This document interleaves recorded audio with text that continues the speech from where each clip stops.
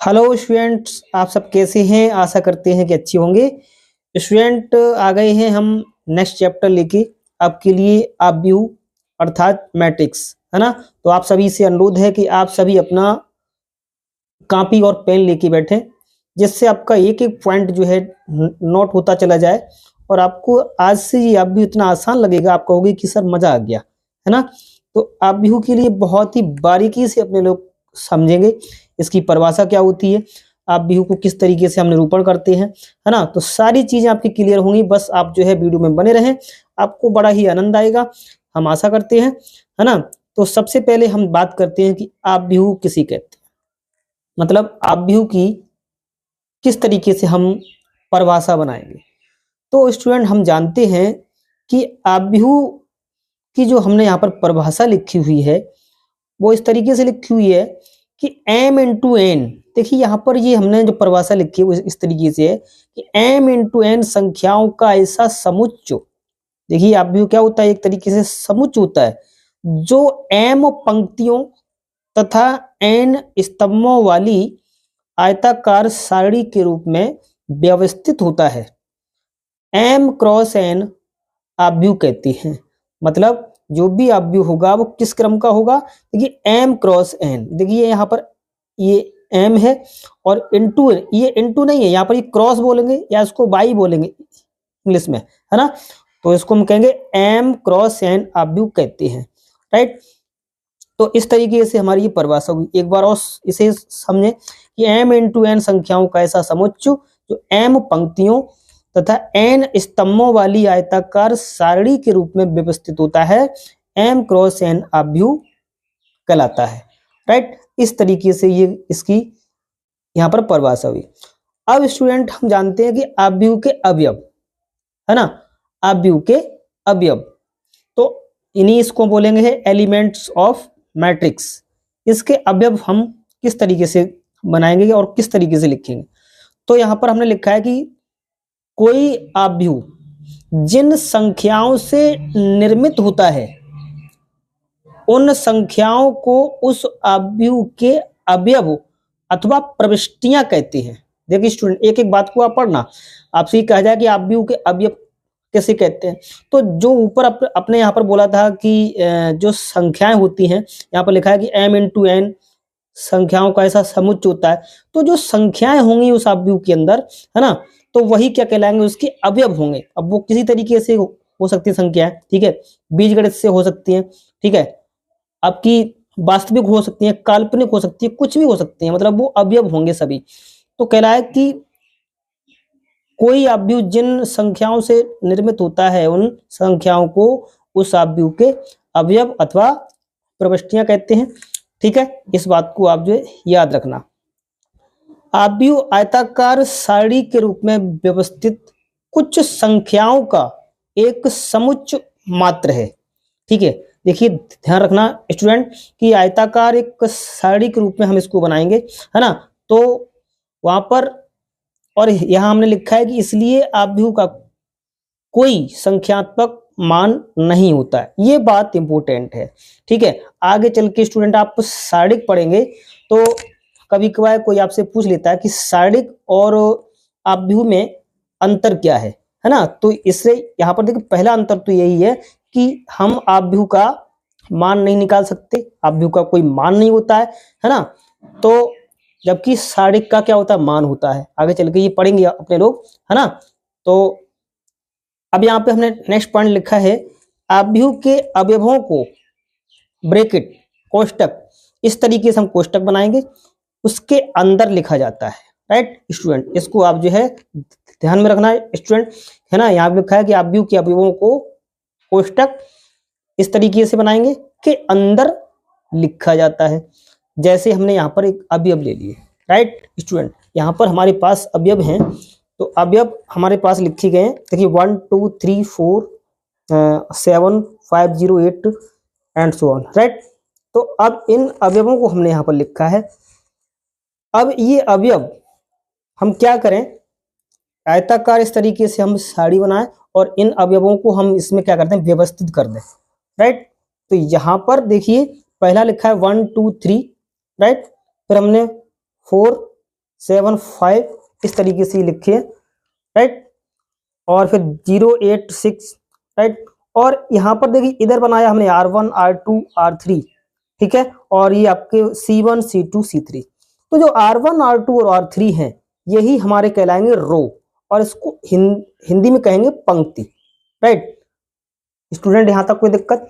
इसको हम क्या कहेंगे? रो, यानी ROW रो, ठीक है। तो इस तरीके से जो हमारी ये लाइनें बनेंगी, है ना, इसको हम क्या कहेंगे? रो, ठीक। और दूसरी बात, यहाँ पर जो स्तंभ मतलब इस तरीके से बनेंगी ये, इसको हम क्या कहेंगे? कॉलम, अर्थात कहेंगे इसको स्तंभ, राइट। तो इस तरीके से हम इसको लिख सकते हैं, ठीक है। इन संख्याओं को, इन अवयवों को हमने ऐसे लिखा, है ना। तो वहां पर हमारे क्या बने? एक तो पंक्ति बनी और हमारा क्या बना? स्तंभ बना, ठीक है। तो यहां तक कोई डाउट? अब हम देखते हैं नेक्स्ट टॉपिक, आव्यूह का क्रम अथवा कोटि। एक ही बात है, इसको हम इंग्लिश में बोलेंगे ऑर्डर ऑफ मैट्रिक्स, ठीक है। तो अब देखिए आव्यूह का क्रम किसे कहेंगे? तो हम यहां पर लिखते हैं कि यदि किसी आव्यूह में पंक्तियां बराबर m, देखिए यहां पर हम पंक्तियों को m से प्रदर्शित करते हैं, तथा स्तंभों को हम किससे प्रदर्शित कर रहे हैं? n से, ठीक है। तो यहां पर पंक्ति कौन सी हो गई? m, और स्तंभ कौन हो गए? n। तो उसे m/n, देखिए इसको हम पढ़ेंगे m/n, या आप ऐसे पढ़ो m × n, क्रम का आव्यूह कहते हैं। अगर कोई हमारा आव्यूह है उसमें m पंक्तियां हैं और n क्या है? स्तंभ में, तो उसको हम क्या पढ़ेंगे? m × n क्रम का आव्यूह पढ़ेंगे, ठीक है। अब इसको हम, जैसे यहाँ पर हमने उदाहरण लिखा हुआ है आपके लिए स्टूडेंट, कि a बराबर, हमने जैसे उदाहरण ले लिया, यहाँ पर है 1 2 3 और लिखा है 1 2 0। तो इसमें देखिए ये वाली, ये और ये कहलाएंगे आपकी पंक्तियां, मतलब ये वाली, मतलब ये R1 R2, ठीक। और b बराबर हमने ये दूसरा ले लिया 1 2 1 0। तो ये देखिए आव्यूह आपका किस क्रम का है? 2/2 का है। और ये कितना है? 2/3 का है। क्यों है? कि इसमें आपकी दो पंक्तियां हैं, मतलब 1 2, मतलब इसको बोलेंगे R1 R2, ठीक है। मतलब ये वाली R1 कहलाएगी, ये R1 और ये कहलाएगी आपकी R2, राइट। तो ये R1 हुई, ये R2 हुई, तो कितनी पंक्तियां होंगी हमारी? 2, और स्तंभ कितने हो गए? 3, 1 2 3 स्तंभ हुए, तो इसको बोलेंगे 2/3, सही है। इसको बोलेंगे 2/2, राइट। इस तरीके से अब हम देखते हैं नेक्स्ट। यहां पर हमने स्टूडेंट नोट करके कुछ बातें लिखी हैं कि आव्यूह का क्रम लिखते समय पहले सदैव पंक्तियों की संख्या तथा इसके बाद स्तंभों की संख्या लिखी जाती है। इस बात को नोट रखना स्टूडेंट, अक्सर के आप लोग जो है गलतियां करते हैं यहाँ, है ना। तो यहाँ पर मैंने लिखा है कि आव्यूह का क्रम लिखते समय सबसे पहले क्या? सदैव पंक्तियों की संख्या तथा इसके बाद स्तंभों की संख्या लिखी जाती है, राइट। तो जैसे अगर हम लिखें किसी आव्यूह में अवयवों की संख्या क्या होगी? अगर आपसे यहाँ पर ये दूसरा नोट लिखा है हमने, किसी आव्यूह में अवयवों की संख्या क्या होगी? तो हम कैसे लिखेंगे? पंक्तियों की संख्या गुणा स्तंभों की संख्या। तो हमने स्टूडेंट थोड़ी देर पहले आपको बताया था कि पंक्तियों की संख्या को m से डिनोट करते हैं, गुणा स्तंभों की संख्या को n से डिनोट करते हैं। तो उस आव्यूह में कितने अवयव होंगे? तो हम क्या करें? पंक्तियों की संख्या और स्तंभों की संख्या को गुणा कर दो, तो उस आव्यूह के अवयव निकल के आ जाएंगे, राइट। यहां तक कोई दिक्कत नहीं होना चाहिए, ठीक है। अब हम देखते हैं नेक्स्ट, आव्यूह का निरूपण, है ना, रिप्रेजेंटेशन ऑफ मैट्रिक्स, राइट। तो आव्यूह को प्रायः अंग्रेजी वर्णमाला के, देखिए यहां से स्टूडेंट, आव्यूह को प्रायः अंग्रेजी वर्णमाला के बड़े अक्षरों, ठीक है, जैसे हमेशा जो है आपके कैपिटल, जो बड़े अक्षर होते हैं, कैपिटल लेटर होते हैं, जैसे ABC डॉट कर दिया है, से निरूपित किया जाता है, तथा इनके संगत छोटे अक्षरों के साथ द्विव अनुलग्न, यानी इसको बोलते हैं डबल सफिक्स, आव्यूह के अवयवों को निरूपित किया जाता है। अब स्टूडेंट यहां सुनना, यहां पर आपको ऐसे समझ में नहीं आएगा, आगे मैं उदाहरण लूंगा, वहां पर आपको आसानी से, बहुत इजी आ जाएगा आपको समझ में। जैसे लिखा है, जैसे आव्यूह के जो बड़े लेटर हैं, जैसे अंग्रेजी वर्णमाला के ABC, तो हम अवयव को किससे प्रदर्शित करेंगे? अंग्रेजी वर्णमाला की बड़े अक्षरों जैसे ABC डॉट डॉट, और जो उनके अवयव होंगे यहाँ साफ साफ लिखा है उनके संगत छोटे अक्षरों से, इन्हीं जो अवयव होते हैं अवयवों को हम छोटे अक्षरों से निरूपित करेंगे, है ना। और उसमें यहाँ पर लिखा है द्विव अनुलग्न, जिसको अंग्रेजी में बोलते हैं डबल सफिक्स, अवयव के अवयवों को निरूपित किया जाता है। ठीक है, अभी हम उदाहरण लेंगे जिससे आपको और क्रिया अच्छे तरीके से समझ में आ जाएगी। ठीक है, अच्छा यहाँ हमने नेक्स्ट बात लिखी है कि द्विव अनुलग्न का वाया अंक पंक्ति की संख्या को तथा दायां अंक सदैव स्तंभ की संख्या को व्यक्त करता है। ठीक है स्टूडेंट, अब जैसे यहां पर हमने एक उदाहरण ले लिया, a बराबर ले लिया हमने 210435। ठीक है, तो इसमें कितनी पंक्तियां देखिए 1 2, मतलब 2 पंक्ति, और ध्यान रखना स्टूडेंट पहले पंक्ति लिखते हैं, मैंने ऊपर लिखा है नोट में। ठीक है, तो आप वहां से सुनना। ठीक है, यानी पहले हम पंक्ति लिखेंगे, पंक्तियों की संख्या कितनी है 2। ठीक है, स्तंभ कितने 1 2 3 स्तंभ हैं, तो हम इसको बनाएंगे 2x3 क्रम का अवयव है। मतलब ये जो अवयव है वो किसका है? 2x3 क्रम का अवयव है, या इसको आप ऐसे पढ़ेंगे 2x3 क्रम का अवयव है, एक ही बात है। तो देखिए इसमें जो पहला अवयव लिखा है स्टूडेंट, देखो ध्यान से, यहाँ लिखा है 2। अब स्टूडेंट अभी हमने यहाँ पर लिखा था कि द्विव अनुलग्न का बायां अंक पंक्ति की संख्या को, इसका मतलब है इसमें जैसे 1 देखिए यहाँ लिखा है A11, जैसे A11 लिखा है स्टूडेंट यहाँ, तो A11 का मतलब है ये पहली तो आपका ये पंक्ति है और पहला ही स्तंभ है, क्योंकि जो दायां अंक होगा वो स्तंभ को निरूपित करता है। इसका मतलब पहली पंक्ति और ये दूसरे नंबर पर लिखा है यानी दायां वाला वो स्तंभ है, यानी ये इसको बोलेंगे A11, यानी पहली पंक्ति और पहला स्तंभ। और ये पहली पंक्ति पहला स्तंभ, इसका मतलब इसमें और इसमें है ना, मतलब ये आपकी पहली पंक्ति होगी और पहला ही स्तंभ हो गया, मतलब ये 2 आ गया है ना, और A11 कितना हुआ 2 हुआ। ऐसे ही अब देखिए A12 लिखा है हमने, तो A12 लिखा है, इसका मतलब है अब हम देखिए पहली तो पंक्ति में चल रहे हैं लेकिन दूसरा स्तंभ है ये वाला। ठीक है, इसका मतलब देखिए आपका जो दायां अंक है वो स्तंभ को निरूपित करेगा, यानी 2 स्तंभ को निरूपित कर रहा है, इसका मतलब हम दूसरे स्तंभ में है और पहली पंक्ति में है। ठीक है, तो उसका अवयव कितना है, यानी हमारा 1 है। राइट, यहां तक कोई दिक्कत नहीं होना चाहिए। नेक्स्ट है हमारा जैसे A13, तो A13 देखिए, अब देखिए A13 तो 1 पंक्ति और 3 कौन सा स्तंभ, मतलब 1 2 तीसरे स्तंभ में आ गए, तो ये अवयव हमारा होगा 0, यानी A13 बराबर कितना कहलाएगा 0। राइट, मेरे ख्याल से स्टूडेंट बड़ा आसान लग रहा होगा आपको, है ना, आपको मजा आएगा, आप लोग अंत तक जो है वीडियो में बने रहें। ठीक है, अब जैसे अब आ गए हम दूसरी पंक्ति में, देखिए अब इसमें आ गए, इसमें दूसरी पंक्ति में चलेंगे अब, तो दूसरी पंक्ति ये वाली, ठीक, इसमें दूसरी पंक्ति मतलब R1। ठीक, अब जब दूसरी पंक्ति है तो स्तंभ आपका देखिए ये दायां अंक आपका स्तंभ को निरूपित करता, नहीं पहला स्तंभ है ये वाला। ठीक है, यानी पहला स्तंभ और ये दूसरी पंक्ति। ठीक है, लेकिन बोलने का तरीका क्या है, दूसरा स्तंभ पहला, सॉरी दूसरी पंक्ति पहला स्तंभ, दूसरी पंक्ति पहला स्तंभ, इसको बोलेंगे दूसरी पंक्ति पहला स्तंभ। इसका अभी अब कितना है 4 है, देखो ना ये आपका 4 है। ऐसे ही इसको बोलेंगे A22, 22 का मतलब है दूसरी पंक्ति दूसरा स्तंभ, तो ये यहाँ पर आ गई, अब इसमें आ गई। ठीक है, या आप ऐसा करो, देखिए पहली पंक्ति तो आप इसको पेन रख दो अपना यहाँ ये वाली। ठीक है, ये दूसरी पंक्ति है, ठीक, दूसरी पंक्ति हो गई। अब दूसरा स्तंभ है तो दूसरा स्तंभ के लिए ऐसा पेन रख दो, तो इसमें ये वाला अंक देखो छिप रहा है पूरा, यानी कितना आ गया आपका, ये आ गया 3 आ गया। ठीक है, तो ऐसे ही ये वाला A23, तो 23 का मतलब क्या है, दूसरी पंक्ति तीसरा स्तंभ, मतलब ये वाला आ गया, यानी 5 अंक आ गया। तो इस तरीके से आपका पहला उदाहरण बड़े आसानी से आपको समझ में आ गया होगा। ठीक है, अब हमने एक दूसरा अवयव लिया यहाँ, A बराबर A11 A12 A13 A21 A22 A23 A31 A32 A33 एक 3x3 क्रम का अवयव है। ठीक है, तो हमने यहाँ लिखा है कि उपरोक्त को व्यापक रूप में निम्न प्रकार लिखा जा सकता है। देखिए स्टूडेंट अब ध्यान देना आप लोग, ठीक है, आपको बड़ा आनंद आएगा। जैसे यहाँ पर हमने जो लिखा है वो लिखा है कि उपरोक्त को व्यापक रूप में, मतलब इस जो अवयव लिखे गए हैं इनको सर हम व्यापक रूप में क्या लिख सकते हैं। जैसे क्योंकि ए तो आप भी हुआ, क्योंकि आप भी को निरूपित करने के लिए बड़े अक्षरों से हम डिनोट करते हैं।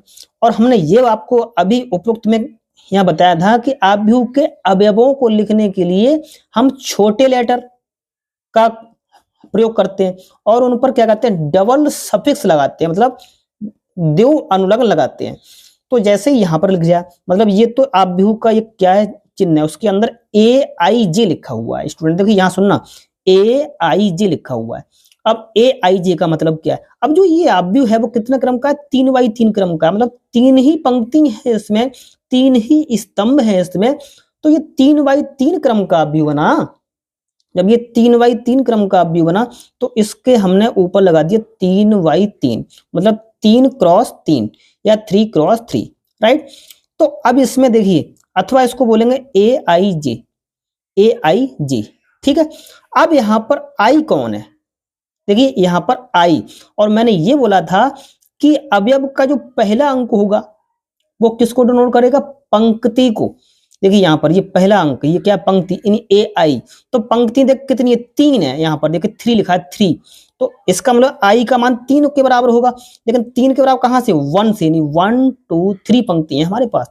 देखिए यहाँ देखिए 1 2 3 पंक्ति है, तो इसका मतलब पहला अंक किसको ये प्रदर्शित कर रहा है, आपकी पंक्ति को। जैसे 1 2 3, ऐसे इसमें 1 2 3 1 2 3, ये सब पंक्तियां बनेंगी ना, देखिए 1 पंक्ति 2 पंक्ति 3 पंक्ति, ठीक है। कोई दिक्कत स्टूडेंट, बड़ा आनंद आ रहा होगा आपको यहाँ से। अब देखिए स्टूडेंट जे बराबर, अब देखिए यहाँ पर क्योंकि जितनी पंक्तियां हैं उतने ही स्तंभ है, उतना ही यहाँ पर हमारे कॉलम है, ऐसे कह सकते हो आप। तो स्टूडेंट जे बराबर भी कितना होगा, 1 2 3 होगा, ठीक है। तो यहाँ तक कोई डाउट नहीं होना चाहिए स्टूडेंट, आपको सारी बातें क्लियर होगी। आप जो है अपना इनको अच्छे तरीके से नोट करते रहे, आपको एक एक बात जो है समझ में आएगी, कोई दिक्कत नहीं होगी, ठीक है। इसको आप बिल्कुल नोट। अब स्टूडेंट यहाँ पर हमने नेक्स्ट उदाहरण नंबर लिया है 3, इसमें आपको और भी ज्यादा क्लियर हो जाएगा, ठीक है। यहाँ पर देखिए इसको हम व्यापक रूप में किस तरीके से इस आव्यूह को बनाएंगे, ठीक है। जैसे लिखा है हमारा A बराबर A11 A12 A13 और फिर एंड में A1N, ठीक है। आप इसको सुनते रहे, एंड में आपको बड़ा आनंद आएगा। जैसे A21 A22 A23 A2N, ऐसे लिखा है A31 A32 A33, फिर एंड में हमने लिखा, यहाँ पर डॉट डॉट है, सही है, ये क्या आपका डॉट डॉट है, मतलब इधर कुछ और भी पंक्तियां मतलब स्तंभ होंगे, है ना। ये सब स्तंभ बनने 1 2 3 4 5 और कहाँ तक, ये एन तक है। देखिए ये अंत में क्या है, इसमें ये बाद वाला जो यहाँ पर जो अंक लिखा हुआ है ये स्तंभ को नोट करेगा, है ना। तो ये सब स्तंभ बनने आपके इस तरीके से एन तक स्तंभ बनते चलेंगे। अच्छा, अब नीचे ये क्या बनती है, पंक्तियां, 1 पंक्ति 2 पंक्ति, है ना, 2 पंक्ति 3 पंक्ति 4 पंक्ति, ऐसे कहाँ तक, ये एम पंक्तियां बनेंगी। कितने तक, डॉट डॉट किया हुआ है, इसका मतलब ये एम पंक्ति बनेंगी, ठीक है। कोई डाउट यहाँ तक। तो इस तरीके से अगर हम इसको देखें तो ये एक एम क्रॉस एन क्रम का अव्यूह है। उपरोक्त जो अव्यूह है वो किस क्रम का बनाया हमने, एम क्रॉस एन क्रम का अव्यूह है। इसे व्यापक रूप में निम्न प्रकार लिख सकते हैं। अब देखिए किस तरीके से स्टूडेंट इसको लिखेंगे ऊपर वाले अव्यूह को। जैसे ए बराबर, देखिए AIJ लिखा है हमने, AIJ, और ये किस क्रम का है, ये सर ये तो M क्रॉस N का है, तो हमने ये M क्रॉस N लगा दिया। अथवा इसको AIJ लिख सकते हैं हम, AIJ। अब यहाँ AIJ तो लिख दिया, तो ये AIJ मतलब I और J है वो कितने तक हैं, इनका व्यापक रूप क्या हुआ, तो हम कह सकते हैं, देखिए जहां I जो है कितना है 1 2 3, देखिए यहाँ पर मैंने लिखा है कि M1 का मतलब है जो पंक्तियां निकल के आ रही हैं वो कहाँ तक आ रही है, 1 2 3 M तक, मतलब I का मान कितना चलेगा, 1 से स्टार्ट होगा, 2 3 4 5 ऐसे कहाँ तक, ये M तक जाएगा। इसका मतलब है इस अव्यूह में जो I के मान है वो M तक है, और आपके कितने से स्टार्ट होंगे, 1 से, 1 2 3, राइट। इसी तरीके से J के मान, क्योंकि यहाँ पर ये AIJ बनाया है तो J हमारा ये दायां अंक होगा, ठीक है, ये आपका दायां। तो जब दायां ये पद होगा तो इसमें J कितना होगा, 1 2 3, लेकिन ये दायां वाला देखिए यहाँ AMN लिखा हुआ है, AMN का मतलब ये दायां कितना N, तो N तक चलेगा ना ये, इसका मतलब J का मान 1 2 3 और कितने तक, N तक चलेगा, राइट, यहाँ तक कोई डाउट नहीं होगा स्टूडेंट, आपको बड़ा आनंद आ रहा होगा।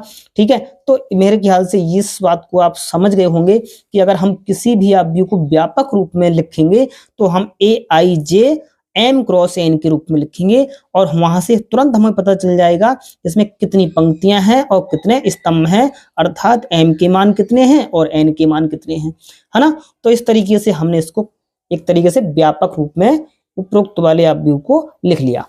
अब स्टूडेंट हम नेक्स्ट अपना ये टॉपिक लेके आए हैं, वो है अवयव के प्रकार। ठीक है, टाइप्स ऑफ मैट्रिक्स, कि मैट्रिक्स यानी अवयव कितने प्रकार के हो सकते हैं। तो स्टूडेंट हमारी जो NCERT बुक है उसमें से कितने प्रकार के अवयव हैं हमने बड़ी आसान भाषा में आपके लिए लिखा है, आपको सरल से सरल भाषा में लिखा हुआ है। आप एक ही बार में उसको याद करना और एक ही बार में आपको याद करते हुए सारी बातें समझ में आ जाएंगी। हालांकि एग्जाम में ये परिभाषाएं नहीं आती है, लेकिन उसको हम तुरंत समझ जाएंगे ये किस प्रकार का अवयव है ना। तो आइए हम सबसे पहले लिखते हैं आयताकार अवयव। ठीक है, तो आयताकार अवयव किसे कहते हैं, सबसे पहली बात तो यही होती है कि आयताकार अवयव है ना किसे कहते हैं, यानी ऐसा अवयव जिसमें रो एवं कॉलम की संख्या अलग अलग हो, अर्थात ऑर्डर सेम ना हो। मतलब उसका जो ऑर्डर मतलब ये क्रम क्या हो उनका अलग अलग हो, मतलब पंक्तियां और स्तंभ क्या हो अलग अलग हो। यहाँ पर स्टूडेंट मैंने रो लिख दिया है पंक्ति के लिए, ठीक है, स्तंभ के लिए मैंने कॉलम लिख दिया है हिंदी में इस तरीके से, तो आप इससे कंफ्यूज ना हो। मैंने ये क्या कर दिया, यहाँ पर आप ऐसे भी कह सकते हो कि अर्थात ऑर्डर सेम ना हो, ऐसा अवयव जिसका ऑर्डर सेम ना हो उसे आयताकार अवयव कहते हैं। बस इतनी बात कह सकते हो आप। या इसको ऐसे लिख सकते हैं जैसे हमने एक उदाहरण लिया कि A बराबर 2 3 4 6 7 5 इस तरीके से बनाया। तो देखिए इसमें ऑर्डर क्या अलग अलग है, देखिए दो पंक्तियां हैं, एक दो पंक्तियां हो गई। स्तंभ कितने, 1 2 3 तीन स्तंभ हुए। तो देखिए M का मान अलग है, देखिए यहाँ पर M बराबर कितना है 2 और N बराबर कितना है 3। तो क्या 2 और 3 बराबर है, मतलब ये अलग अलग हैं। तो इसलिए ये हम अवयव किस तरीके से बोलेंगे इसको, जैसे कि आयताकार अवयव बोलेंगे। अब स्टूडेंट कुछ फीलिंग्स ही आपको ऐसी आती हुई, जैसे आयत आपने देखा होगा, आयत में क्या होती है, आयत में आमने सामने की भुजाएं क्या होती हैं, बराबर होती है। लेकिन वर्ग में क्या होती है, सभी आपकी सभी साइडें आपकी बराबर होती हैं, है ना। तो ऐसे ही है ना, कुछ आप ये समझते हो कि आयताकार अवयव मतलब ऑर्डर सेम ना हो, राइट। ठीक है, अब देखते हैं वर्ग अवयव, मतलब स्क्वायर मैट्रिक्स बोलेंगे इसको, है ना। तो वर्ग अवयव किसे कहते हैं, यहां पर आप उसको समझना कि ऐसा अवयव जिसमें रो एवं कॉलम की संख्या समान हो, सेम हो, है ना, अर्थात ऑर्डर सेम हो। हम ऐसे कह सकते हैं कि ऐसा अवयव अर्थात, है ना, कि ऐसा अवयव इसका ऑर्डर क्या हो, सेम हो, उसे वर्ग अवयव कहते हैं, राइट। उसे हम बोलेंगे क्या, वर्ग अवयव बोलेंगे।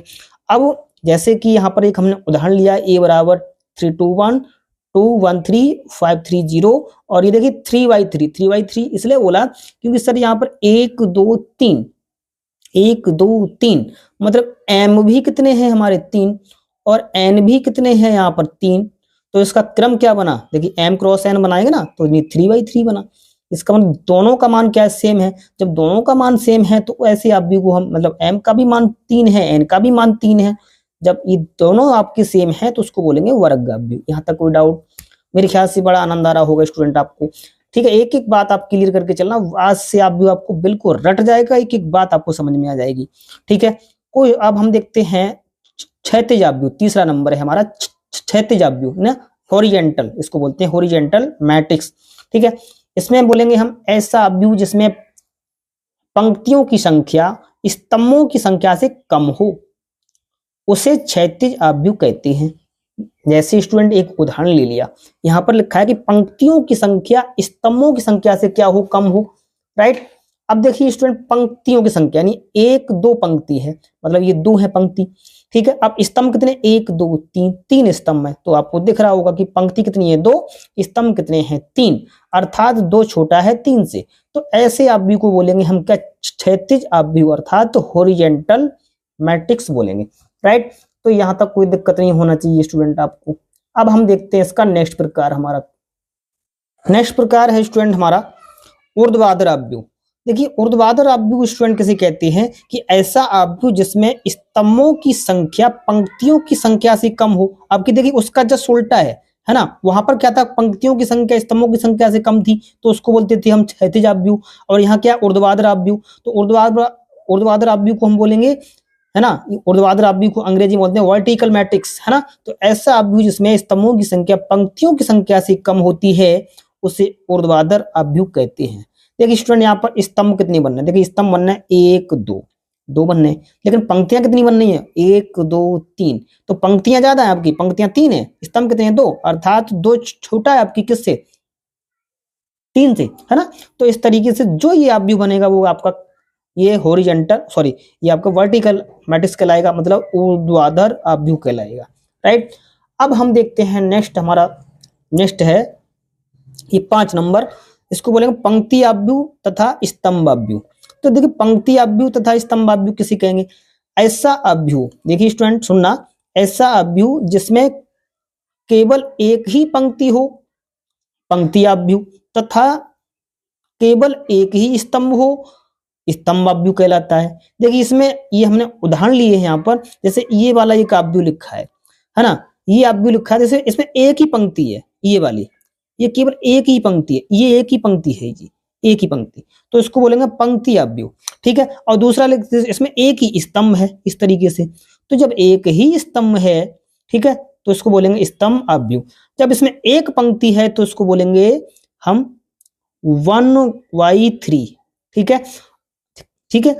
अब स्टूडेंट एक बात आपको और मालूम होना चाहिए, इससे पहले मैंने आपको बता भी दिया कि पहले हम पंक्तियों की संख्या लिखते हैं, किसी भी आप व्यू के क्रम को लिखते हुए हम क्या लिखते हैं, पहले पंक्ति और बाद में क्या लिखते हैं, स्तंभ, है ना। तो यहाँ पर देखिए एक ही पंक्ति होती है तो हम कहेंगे उसको पंक्ति आप व्यू, ठीक। अब इसमें देखिए एक ही स्तंभ है ना, एक क्या है, स्तंभ, एक ये वाला, लेकिन पंक्ति कितनी है, 1 2 3, तो उसको लिखने का तरीका होगा 3/1, ठीक है, इस तरीके से। तो अब हम देखते हैं नेक्स्ट हमारा विकर्ण आप व्यू, इसको डायगोनल मैट्रिक्स बोलते हैं हम, ठीक है। यदि किसी वर्ग आप व्यू के मुख्य विकर्ण को छोड़कर, देखिए स्टूडेंट मुख्य विकर्ण क्या होता है, मुख्य विकर्ण ये होता है हमारे ये वाला होता है मुख्य विकर्ण, ठीक है, ये वाला मुख्य विकर्ण होता है। हमारी जो परिभाषा कह रही है वो क्या कह रही है, यदि किसी वर्ग आप व्यू के मुख्य विकर्ण को छोड़कर सभी अवयव शून्य हो तो उसे विकर्ण आप व्यू कहते हैं। कितनी आसान हमने यहाँ पर आपकी जो परिभाषा लिख दी, है ना, मतलब इस मुख्य विकर्ण को छोड़ने के बाद सारे अवयव क्या हो, शून्य हो, जैसे 0 0 0, इसे छोड़कर सारे अवयव क्या हो, 0 हो, तो उसे हम कहेंगे विकर्ण आप व्यू, है ना। तो यहाँ पर जो डायगोनल आप व्यू आपका बना वो बना 1 2 3 इस तरीके से, ठीक है। नेक्स्ट है हमारा अदिश आप व्यू, ठीक है, स्केलर मैट्रिक्स बोलते हैं इसको। इसकी आपकी परिभाषा लिखी है, यदि किसी वर्ग आप व्यू का, देखिए स्केलर आप व्यू को हम इस तरीके से प्रकट करेंगे, यहाँ पर आपका वर्ग आप व्यू होना चाहिए, यदि किसी वर्ग आप व्यू का मुख्य विकर्ण एक जैसा हो तथा शेष सभी अवयव शून्य हो। देखिए एक जैसे का मतलब, जैसे यहाँ पर लिखा है मैंने 3 3 3, है ना, 2 2 2 भी हो सकता है, 4 4 4 भी हो सकता है, लेकिन ये मुख्य विकर्ण के सभी अवयव कैसे हो, एक जैसे हो, है ना, तो उसको हम क्या कहेंगे, उससे अदिश आप व्यू कहते हैं, ठीक है। आप इसे सुने, यदि किसी वर्ग आप व्यू का मुख्य विकर्ण एक जैसा हो तथा शेष सभी अवयव शून्य हो तो उसे क्या कहेंगे, अदिश आप व्यू कहेंगे। जैसे हमारा यहाँ पर जो मुख्य विकर्ण है वो क्या है, डायगोनल, वो है 3 3 3, तो इसे हम ऐसे परिभाषित कर सकते हैं, राइट। अब हमारा नेक्स्ट है ये प्रकार 8 वाला, इकाई आप व्यू अथवा इसको बोलते हैं तत्समक आप व्यू, राइट। तो इकाई आप व्यू किसे कहेंगे स्टूडेंट, इसको सुनना जरा। इकाई आप व्यू यहां पर लिखा है हमने कि यदि किसी वर्ग आप व्यू का मुख्य विकर्ण केवल इकाई हो, मतलब एक एक हो, इकाई एक की होती है, यहां पर लिखा है मुख्य विकर्ण केवल इकाई हो तथा शेष सभी अवयव शून्य हो तो उसे इकाई अथवा तत्समक आप व्यू कहते हैं, राइट। यहां तक स्टूडेंट कोई दिक्कत नहीं होना चाहिए। तो जैसे कि मैंने यहाँ पर एक उदाहरण लिया है स्टूडेंट कि a बराबर 1 0 0 1 0 0 0 1, तो देखिए ये मुख्य विकर्ण जो आया वो देखिए एक एक आया, मतलब इकाई है ये सब, मुख्य, ये आपका मुख्य विकर्ण, तो इसको बोलेंगे a बराबर डायगोनल 1 1 1, ठीक है। तो इस तरीके से स्टूडेंट यहाँ पर हमने जो अवयव के प्रकार कराए। और अब हम देखते हैं इसका नेक्स्ट प्रकार हमारा क्या होगा। हमारा नेक्स्ट प्रकार है इसका 8वां, सॉरी ये 9वां, ठीक है। इसको हम बोलेंगे शून्य या रिक्त अवयव, ठीक है। शून्य बोल दो या उसको रिक्त अवयव बोल दो। देखिए रिक्त हम किसे कहते हैं जिसमें कुछ नहीं हो, शून्य कहते हैं शून्य माने कुछ नहीं होता है ना। तो इस तरीके से शून्य अवयव, तो हम इसकी किस तरीके से परिभाषा बनाते हैं कि यदि किसी अवयव का प्रत्येक अवयव शून्य हो तो इसे रिक्त अवयव कहते हैं। इसे ओ से, नहीं यहाँ पर ये ओ बना रखा है हमने ये, ठीक है, बड़ा सा ओ से, या इसको शून्य भी बोल सकते हो, ओ से प्रदर्शित करते हैं। जैसे यहाँ पर हमने बनाया है 0 0 0, नहीं सभी अवयव कैसे आपके 0 0 है ना। तो ये किस क्रम का है, अगर आपसे कोई पूछ लीजिए किस क्रम का अवयव लिखा है, तो ये 3x3 क्रम का है, ठीक है, क्योंकि इसमें 1 2 3 पंक्ति और 1 2 3 स्तंभ है ना। तो ये 3x3 क्रम का बन गया, ठीक है। अब हम नेक्स्ट इसका प्रकार पढ़ते हैं ऊपर त्रिभुजीय तथा निम्न त्रिभुजीय अवयव, ठीक है स्टूडेंट। तो इसकी ये परिभाषा क्या कहती है हमसे, यदि किसी वर्ग अवयव के मुख्य विकर्ण के नीचे के सभी अवयव शून्य हो तो उसे ऊपर त्रिभुजीय अवयव, और यदि ऊपर के सभी अवयव शून्य हो तो निम्न त्रिभुजीय अवयव कहते हैं। तो स्टूडेंट इसको हम प्रश्न करते समय समझ में आ जाएगा। यहाँ पर जैसे हम एक उदाहरण ले लें, है ना, अब के लिए एक उदाहरण लेते हैं हम कि इसको किस तरीके से हम समझेंगे, ठीक है। जैसे हमारे पास एक उदाहरण है, अब इसका जो उदाहरण है, जैसे स्टूडेंट यहाँ पर सुनना कि ऊपर त्रिभुजीय तथा निम्न त्रिभुजीय अवयव का उदाहरण, जैसे यहाँ पर लिखा है कि यदि किसी वर्ग अवयव के मुख्य विकर्ण के नीचे के सभी अवयव शून्य हो। देखिए मुख्य विकर्ण तो हमारा ये हुआ, अब मुख्य विकर्ण के नीचे के सभी अवयव क्या हो शून्य, देखिए 0 0 0, ठीक है। तो इसके नीचे के मुख्य विकर्ण के नीचे के सभी अवयव शून्य हो तो कुछ आकृति कुछ ऐसी बनती है, ये वाली देखिए स्टूडेंट। तो देखिए ऊपर एक तरीके से त्रिभुज सा बनता है ये वाला, क्योंकि नीचे के अवयव शून्य है लेकिन मुख्य विकर्ण के ऊपर के अवयव क्या शून्य नहीं है ना। तो ये वाले नीचे के अवयव सारे शून्य है तो ऊपर क्या बनना है, त्रिभुज, तो इसको हम बोलेंगे ऊपर त्रिभुजीय अवयव, ठीक है। अब यहां पर लिखा है नेक्स्ट बात हमारी कि यदि ऊपर के सभी अवयव शून्य हो, जैसे मुख्य विकर्ण के ऊपर के, मुख्य विकर्ण अगर ये है हमारा तो इसके ऊपर के अगर सभी अवयव शून्य है, जैसे 0 0 0 ये सब शून्य है, ठीक है। तो ये नीचे देखिए हमारा क्या बनेगा, एक तरीके से आपकी त्रिभुज जैसी आकृति बनेगी, तो इसको बोलेंगे हम निम्न त्रिभुजीय अवयव। निम्न मतलब ये नीचे बनना है ना, तो इसको बोलेंगे निम्न त्रिभुजीय अवयव बोलेंगे। तो इस तरीके से हम इसे समझ सकते हैं। अब स्टूडेंट नेक्स्ट हमारा टॉपिक है इसमें अवयवों की समानता, है ना। देखिए अवयवों की समानता, स्टूडेंट जानते हैं हम जब किसी में समानता करनी हो, इक्वलिटी करनी हो, तो एक से अधिक लोग होना चाहिए, मतलब न्यूनतम 2 लोग होना चाहिए, वहां पर हम इसकी क्या कर सकते हैं, तुलना या समानता कर सकते हैं, इक्वलिटी कर सकते हैं, है ना। तो यहाँ पर हम 2 लोगों की तुलना करेंगे तो अवयव कितने होने चाहिए हमारे पास, 2। तो लिखा है हमने कि 2 अवयव समान कहलाते हैं। ये कब कहलाते हैं, यदि दोनों अवयव के, सबसे पहली बात क्या लिखा, क्रम समान है, मतलब इक्वल है, बराबर है। नंबर 2 क्या लिखा है हमने, संगत अवयव बराबर है, ठीक है। जैसे हमने यहाँ एक व्यापक रूप में उदाहरण लिया है, वैसे आपकी किताब में एग्जाम्पल है, आप एक ही बार में कर पाओगे, उनको बड़ा आसान लगेगा आपको। यहाँ आप अगर इनको अच्छे तरीके से आपने अंडरस्टैंड कर लिया तो आप सारे किताब की एग्जाम्पल सही, प्रश्न सही बड़े आसानी से कर पाएंगे, है ना।